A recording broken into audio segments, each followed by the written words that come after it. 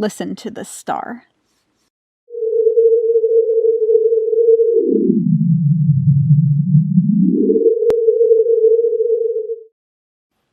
Did you hear the dip? The sound started high, deepened, and then returned to its original pitch. You just heard the sonification of starlight being blocked by an exoplanet, a planet in another star system. Exoplanets are planets that orbit faraway stars. When a planet passes in front of its star, it blocks some of the light, usually only a very tiny amount, a few percent or less.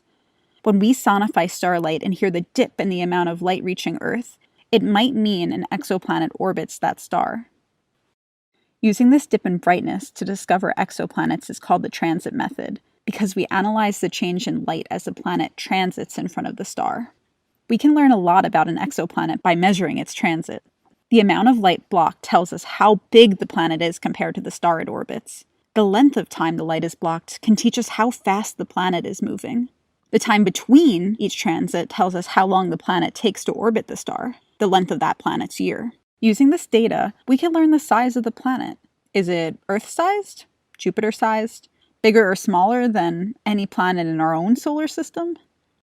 Science is messy. You just heard the best-case scenario for how a transiting exoplanet would sound. Often, a scientist's job is to recognize what the data tells us, even if it is not so straightforward. Let's listen to some real data and see if you can recognize the dip as the planet passes in front of the star.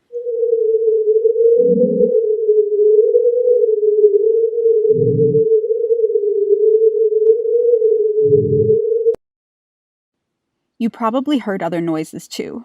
These may have been caused by other things changing the star's brightness, light from nearby stars photobombing our measurements, or the telescope itself, since no instrument is perfect. The extra noises might even be something new, waiting to be discovered.